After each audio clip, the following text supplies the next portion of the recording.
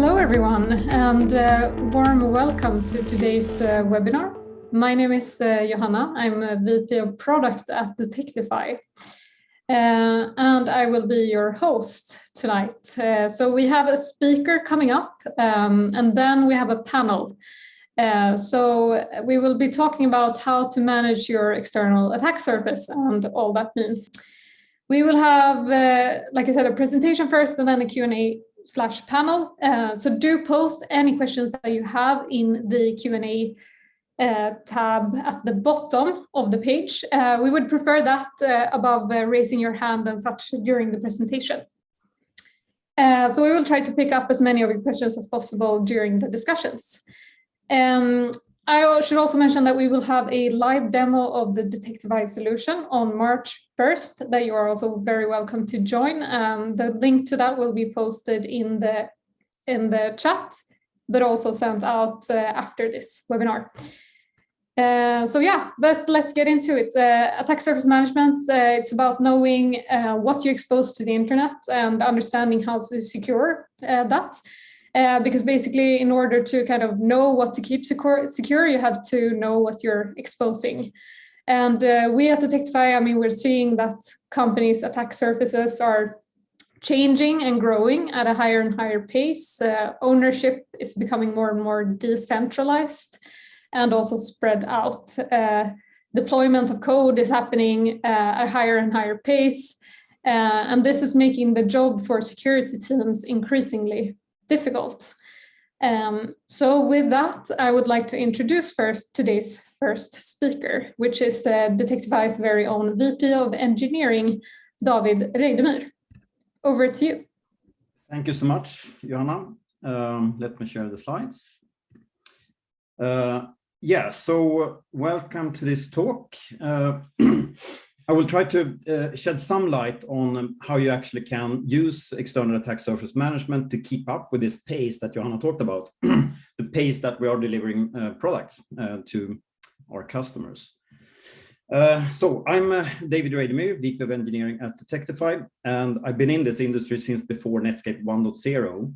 And as we talked a little here before we started about modem sounds and BBSs. So there has been a huge journey for the past 20, 30 years now since all this started. And there are a few things that I think is relevant for this when it comes to security. And of course, as we know, today we have more or less all our lives are on the internet, and all our data, all the things that we care about are on the internet, and we need to care of it. But I think there's a couple of more things that I think is that are important for this talk and also for kind of the case of external attack surface management. If you compare the way we delivered products back then, it was like once a year, once a half year in best case, or once every second year, and that was multiple teams in one company doing one big delivery once a year. So you can imagine that if you compare that to what we do today, you have multiple teams doing individual deliveries multiple times a day. So the pace of the change of your external exposed attack surface is just enormous. So to be able to kind of put this in context, I wanted to start a little about talking about how we typically today are securing our application and making sure that we have a good delivery pipeline. Then I will talk a little about what is external attack surface management and what you can gain from by combining these strategies. And at the end, summarize this. Then we will have a little Q&A after this as well. So if we start with any typical team, just start with one team, small company or one team in a big company. What we are doing as we are delivering things to production, it all starts with the requirements. I think security really starts with the requirements. And making sure that the team working on this have a clear understanding on what they're doing, what kind of data they're affecting, that the change that they are doing, what kind of risks could we potentially see? Start kind of understanding the requirements. Once you have that, you start developing. And I think all of us are using open source. We should use open source. And maybe there's something here that we sometimes forget a little. We use open source a bit naively to some extent. So I would recommend anyone that's working on this to have some kind of assessment, some kind of look through on the open source that you're using. And I think, I mean, in my experience, by working with many different companies delivering software, I think this is one of the areas that we sometimes forget to care about. But once you have that, you at least you're starting developing things. And even already in your developer environment, your IDE, you have immediate feedback if you're doing something that's stinky or something that's had code smells that you need to address immediately. That also relates to security. You can get that kind of feedback already in your development environment before you even start compiling. And this, of course, varies between tooling and it varies between languages, but you have good support for that you can find stuff early on. Once you have that, you start, I think most companies or most teams are using static code analysis. And in most of the languages that we use, there are plugins for security plugins that you can make use of to get this early feedback on if you're actually taking some risk when it comes to security. And the earlier you can do this, the better it's going to be for your quality. You can even use multiple tools when it comes to static code analysis to get even better coverage. Once you're doing that, typically most teams are doing code reviews, or they do pair programming, or they do mob programming. And there are a few benefits of doing pairing in the sense of if you have spent some time writing your code and you're asking for some feedback on it in a code review, there's some inner reluctance to actually change because you have invested already quite some time on building it. So there's pretty good support of that you get better quality and better security in your software if you're doing pairing. You have multiple eyes on the problem at the kind of immediately. And mobbing can also be pretty strong because then you can have different experiences and different kind of views on what you're building to make sure that you're actually doing it right from the beginning.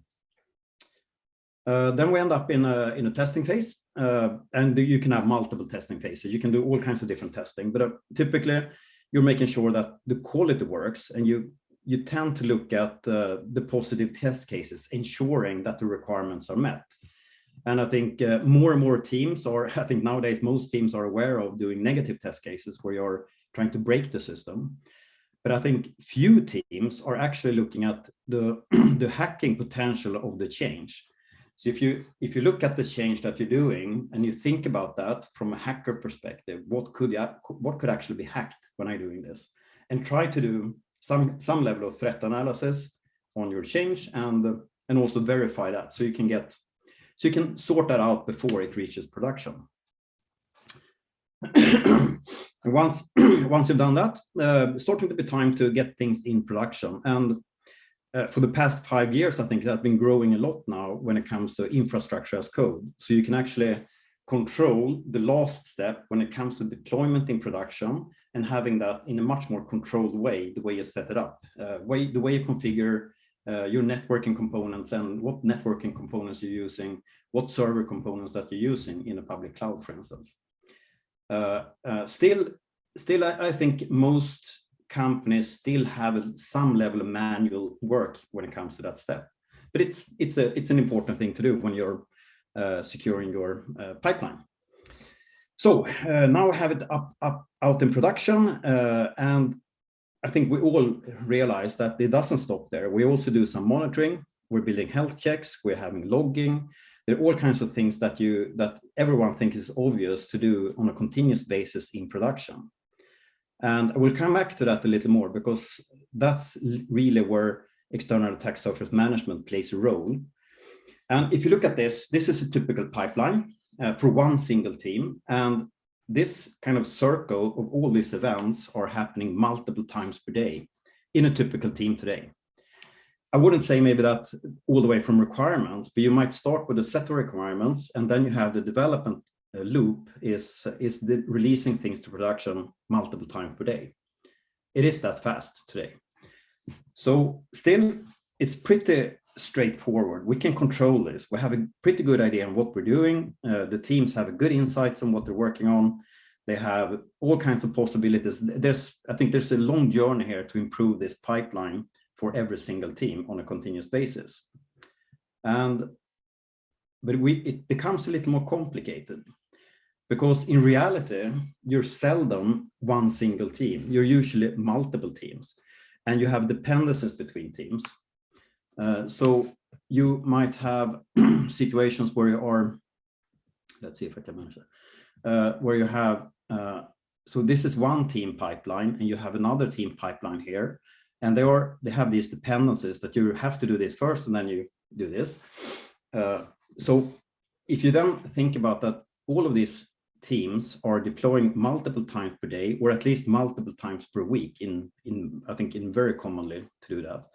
But if you then have hundreds of these teams working in these single independent pipelines, you will have an exposed change rate of your application that could be hundreds or thousands of times per day even.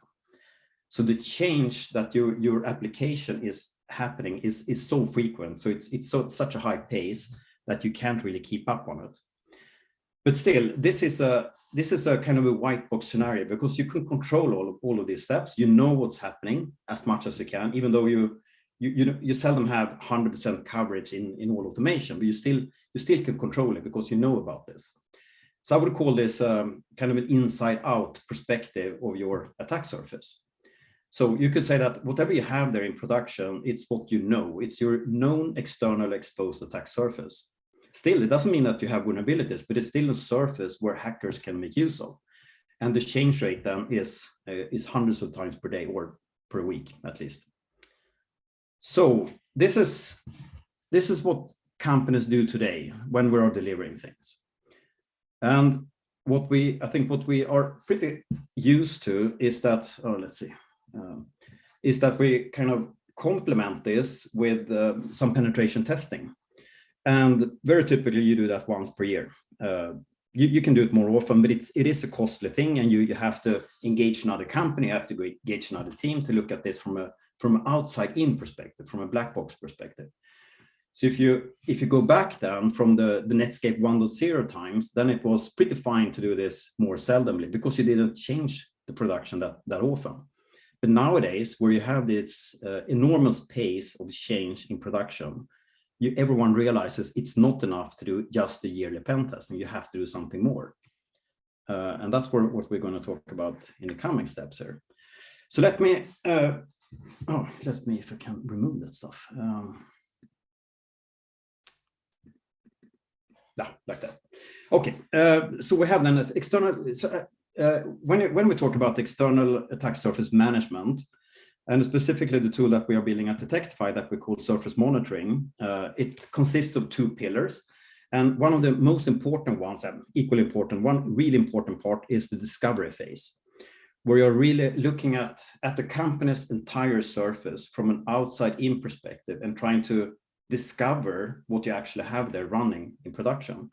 And what I mean with discovery is that you try to find domains, subdomains, IP addresses, ports, and whatever technologies you might be running on these applications. So the sum of all that will be your attack surface. There are companies with hundreds of thousands of subdomains, all potentially running different technologies, different configurations. And all of these are changing in an extremely high pace. So you can imagine that this is a really big data problem. You can't really do this from a manual point of view. You have to have some kind of tooling that monitors and analyzes this in production. So when I talked about the pipeline where you had health checks, logging, and monitoring in production, I think everyone realizes that step, there's no point of doing that in the pipeline, in the staging or test environment. You have to do that in production. And that's because you have a different setup. And that's the same here. You have to do this discovery when it comes to your production setup, because it's not going to be the same as you have internally. So the discovery then is a key thing. It's a big data problem, and it's an important part before you start assessing the surface. So once you have this surface, it can be a huge surface. You need to have, in external attack surface management, you are assessing the entire surface on a wide scale, not just a single application. You're going through the entire surface to try to find what kind of vulnerabilities you actually have up and running there.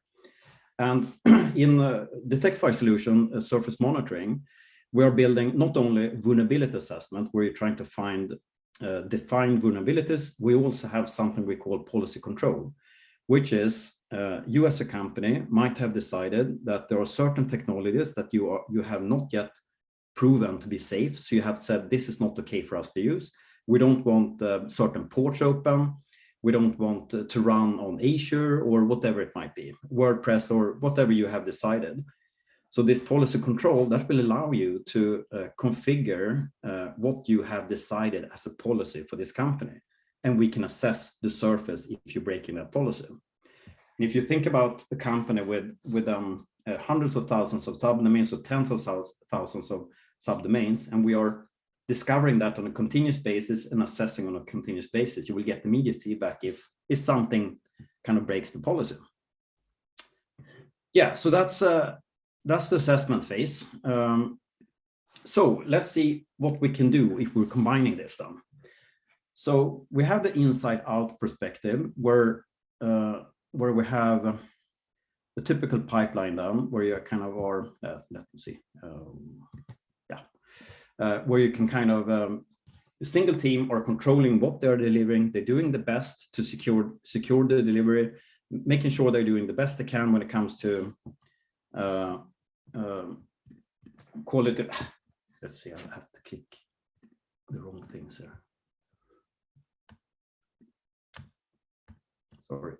Yeah, there we go. And so even though they're controlling that, so if we then combine that with the first steps of external attack surface management, we get to the discovery. And what you will realize is that there are certain unknown surface that you didn't know. You thought you had control of it. There are things that are not exactly the same.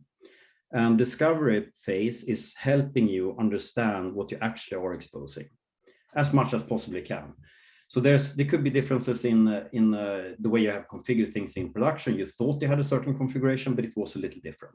Or it could be this old test environment that you thought you had closed down, but it's still running. Or it could be the prototyping that you did half a year ago or last week that you thought, didn't we close that one? So the discovery will help you to really understand what is actually out there running, not only what you think that you control.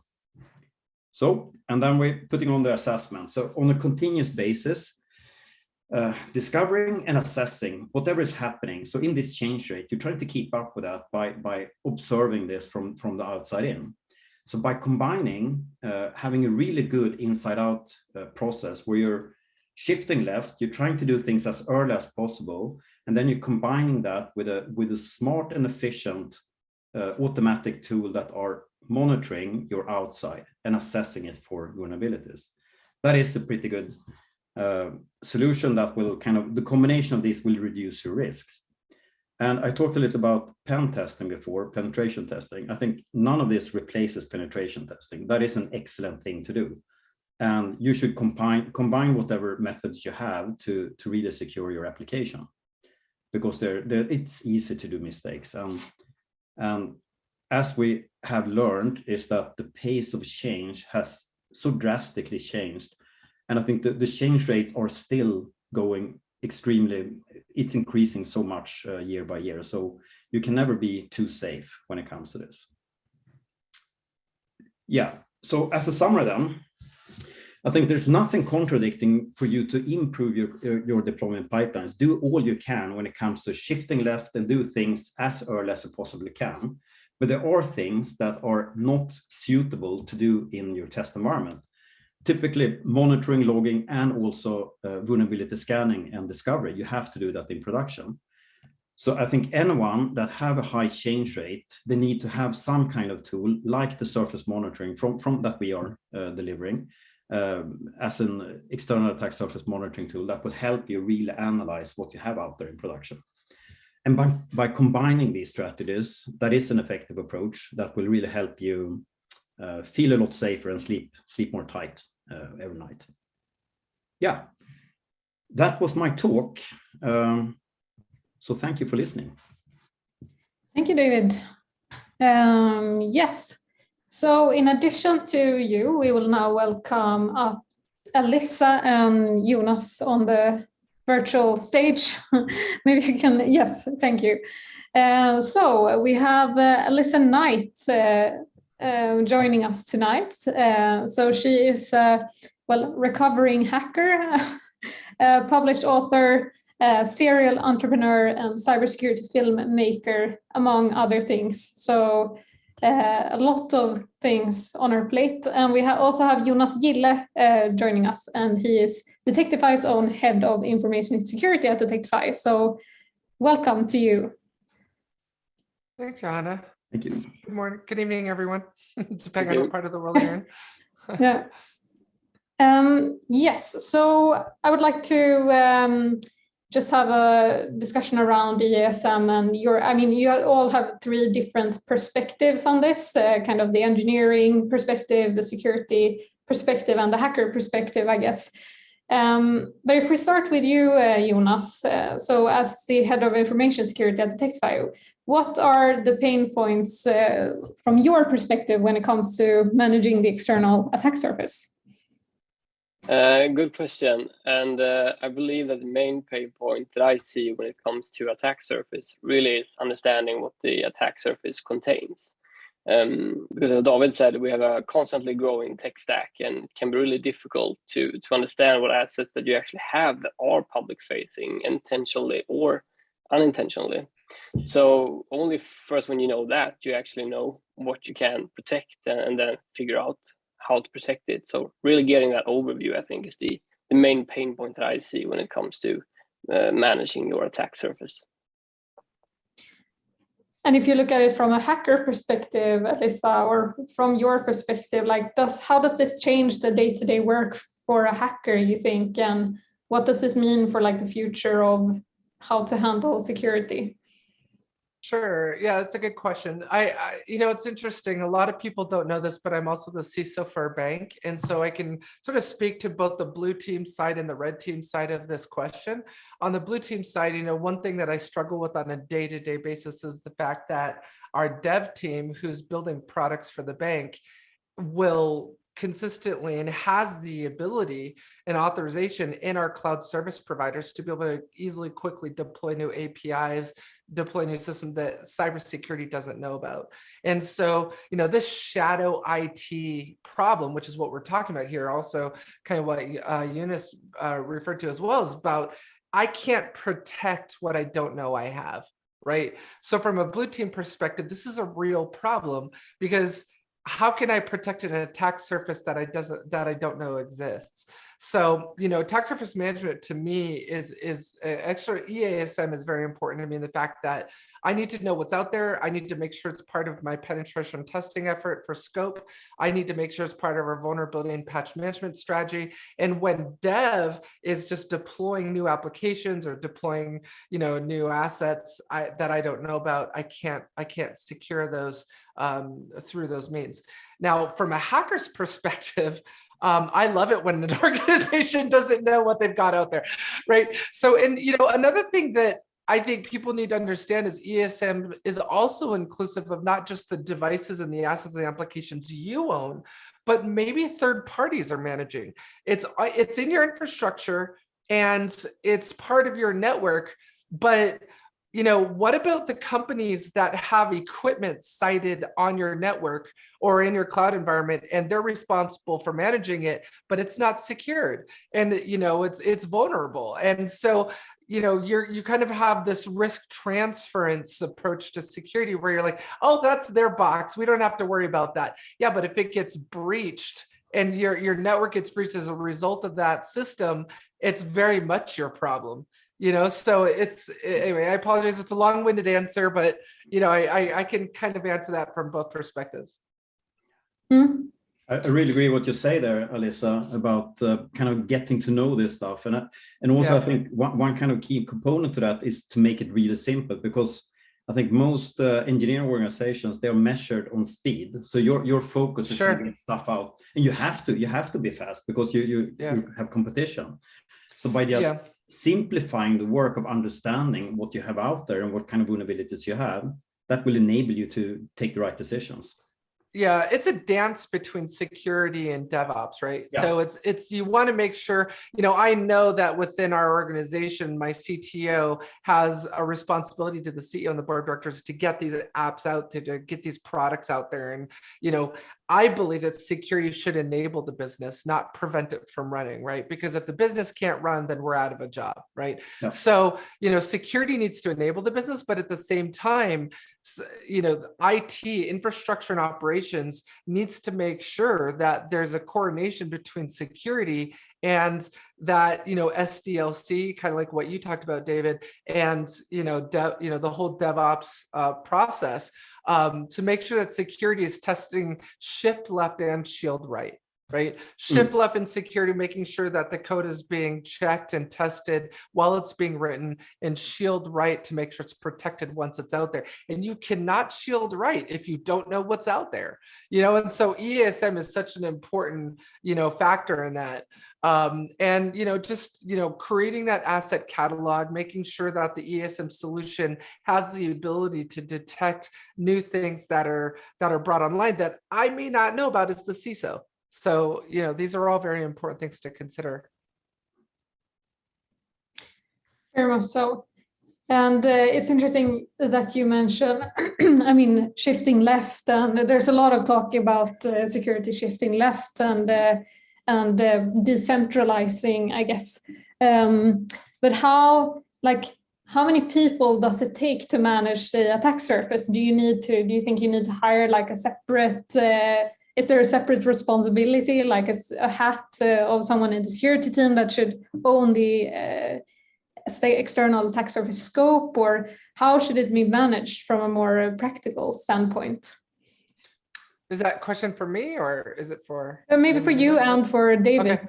Okay. Or yeah, to me, I will never, you guys will never hear me say in a public forum that technology can replace humans. I don't care how much machine learning, supervised and unsupervised ML models you have, whatever. Technology will never replace a human in security.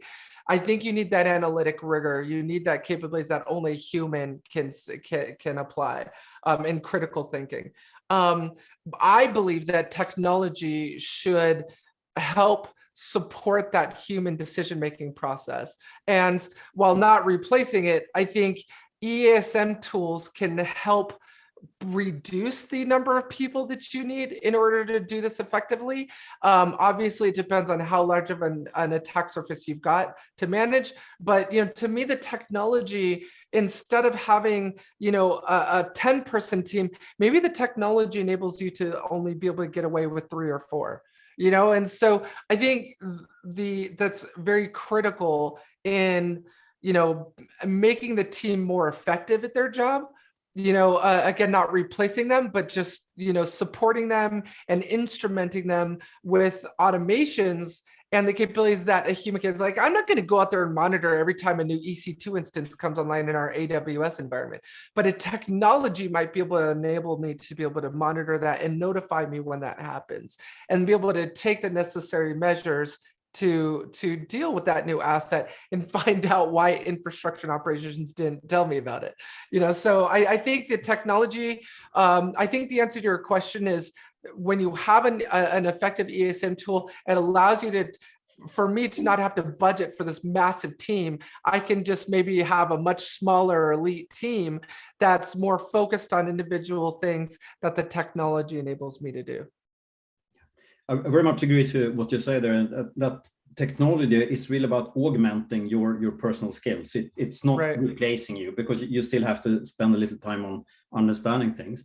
But what I do think is that by having a tool like this, if anything, it reduces the need or the load of kind of manual work. It should simplify, it should help you. It shouldn't add burden. And if you already have a team today, if you have a team looking at security today, this will just help them make their life easier, I would say. If you have no team today, you can still distribute this to your development teams. You potentially, depending on your size of the organization, but if you have like a small organization with 3-4 teams, you don't need a central security team. You can still handle this. But as you grow, of course, you need some kind of level of security team. But I don't think that EASM adds much more need to build a bigger team, for sure not. It should simplify your life. Agreed. Mm. And how can you actually, or how can you guarantee that a EASM tool really discovers the external attack surface? How do you know, since you don't know what's unknown, how do you know that you covered it all? Yeah, that's a good question. I mean, I don't think any technology is going to be perfect, and any vendor, no matter who you're talking to, will never say that their product is 100% perfect. And there's zero false positives, and it will make you 100% secure. First of all, I don't think the legal team will let them do that.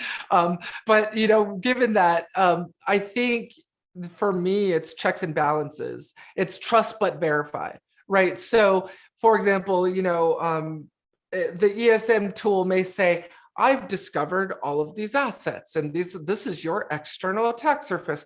Well, maybe when I bring my penetration tester in for my annual pen test, maybe I tell that pen tester, sweep everything, sweep all of our public IP space, and do a compare and contrast between what my EASM tool is telling me and what my pen tester is telling me.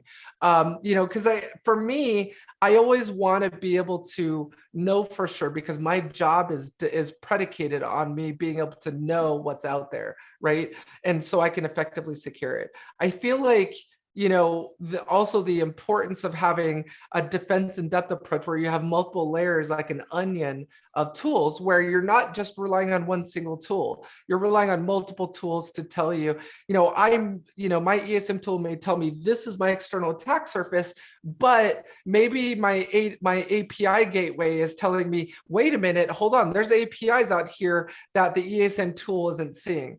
Or these assets are online, they haven't been talking, but they are reachable. And, so you need to know how your EASM tool works. Is it waiting passively to look at packets that are traversing the network before it detects it? Is it actively identifying those assets?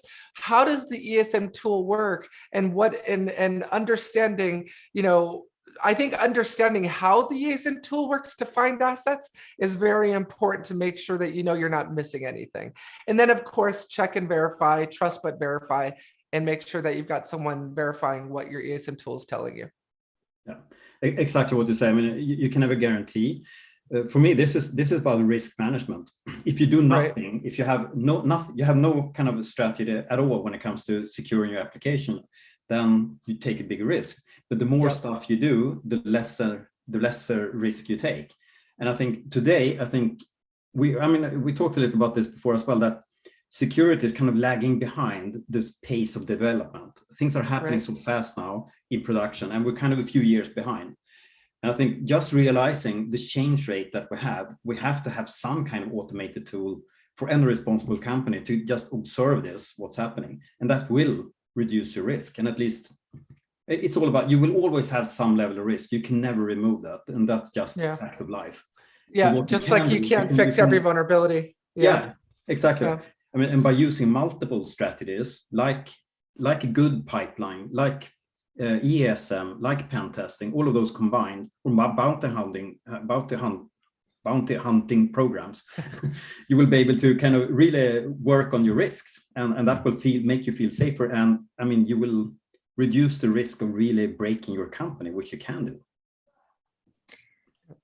Yeah, we do have some questions in the Q&A tab. So Shirley is asking, so dev and security departments are always out of sync. What is the general way to kind of, as I understand it, for them to keep up with each other? Yeah, I think, from my approach, what I've always found is effective is making sure that security is part of those dev meetings, right? So making sure that there isn't this us versus them approach, that security is invited to those DevOps meetings, that we're part of that fabric, and vice versa, that the dev team is invited to the security meetings. If the company is producing code, if it's putting products out there, it's writing code, it's if you have developers, they need to be part of security, and security needs spirit. We got to get away from this us versus them mentality. Also, as a CISO, I'm always meeting regularly with our CTO. So I think not only just the people in the trenches, making sure that my security team is meeting with the developers, but at the higher level, supporting that and making sure that the CTO is meeting regularly with the CISO and that they're having regular meetings. So they're on each other's, in each other's workflow. We use a project management system like Asana, making sure that the CISO and the security team is invited to those DevOps projects. When there's a new mobile app being developed or a new website going live, making sure that security is part of that project is also very important.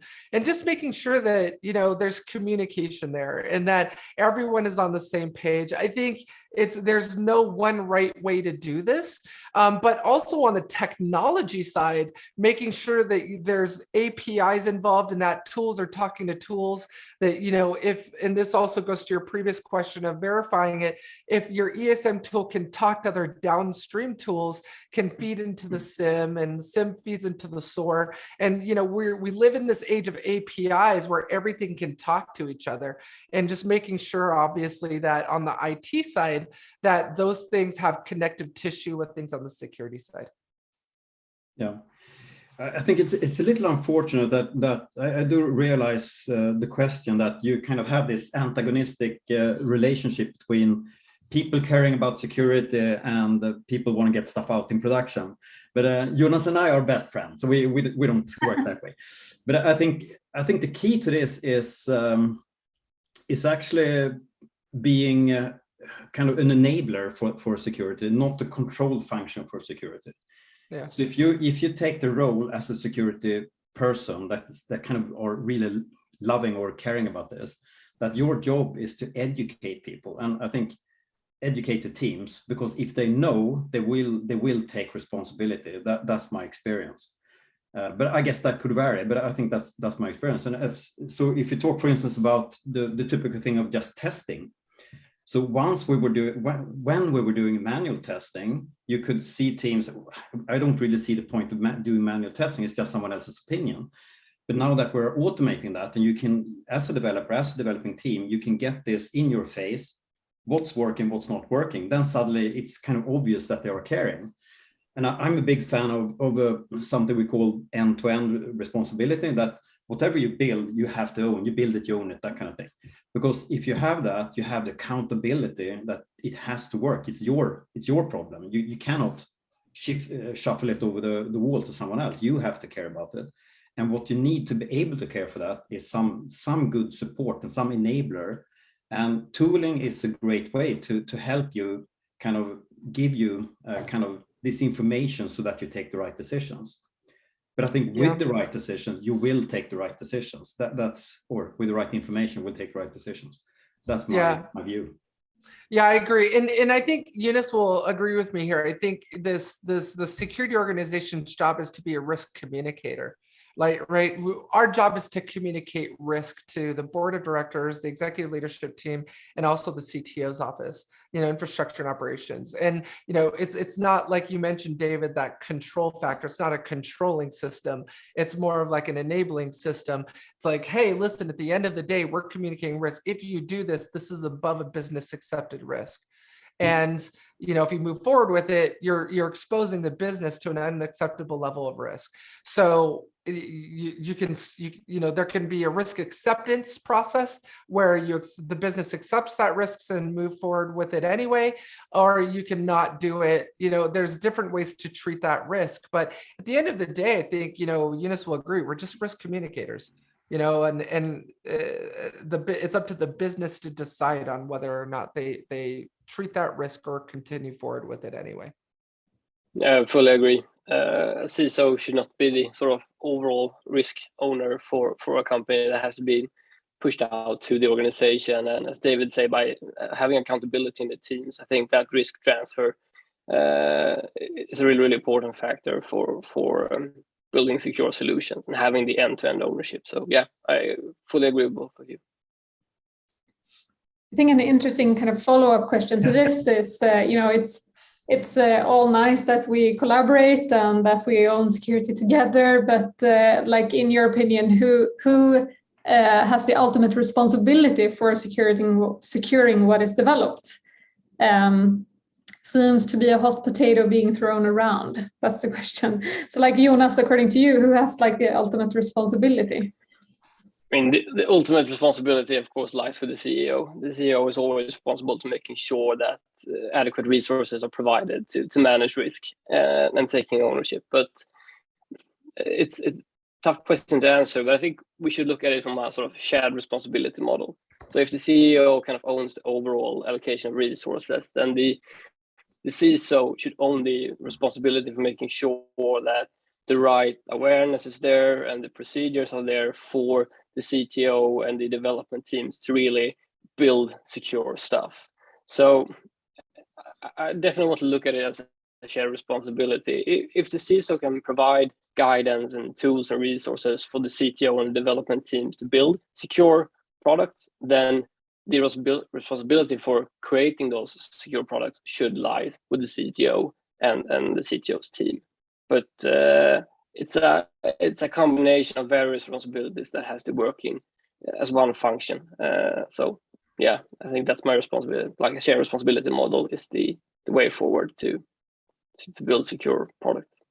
Yeah, I don't know how Eunice thinks about this, but I agree completely. I love that AWS or CSP model where it's a shared responsibility model and they're responsible for the infrastructure and you're responsible for, you know, the operating system and up, and they're responsible for the metal and bare metal and all that stuff.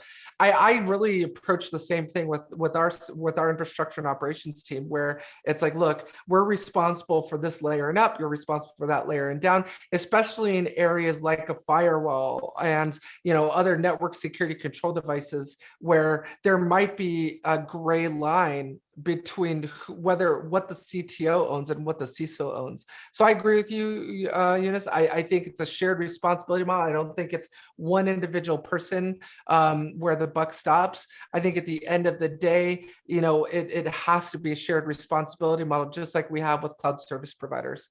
You know, it's shared between the CISO's office and the CTO's office and the board of directors and the ELT. Yeah, I agree to that as well. And I think there's a component there when it comes to autonomy. I think we know about the autonomy concept, that you delegate responsibility, but it's usually never fully. So I mean, who decides on the resources in the team? Who decides when you should deliver? Who decides on stuff like that? So it depends a little from case to case, but of course, the overall responsibility has to be the CEO. I 100% agree. But if a team has a lot of autonomy, they can take lots of decisions. They can decide, no, we're going to release a week later because we don't feel safe yet. If you have that model, you can delegate a lot of accountability to those teams. But if you don't, if you have the setup, no, we have to deliver on Fridays, that's just the way it is, then you can't expect them to be accountable because it's not their decision. So it's a little thing there to be aware of, at least when the way you organize your company. Yeah, so time flies. I wish we could talk more, but it's already on the hour. So yeah, we'll have to round off there. Thank you so much, Alyssa, Jonas, and David. And thank you so much, everyone, for listening and joining today. So thank you, everyone. Awesome. Thanks for having me here today. Thank you. Bye-bye.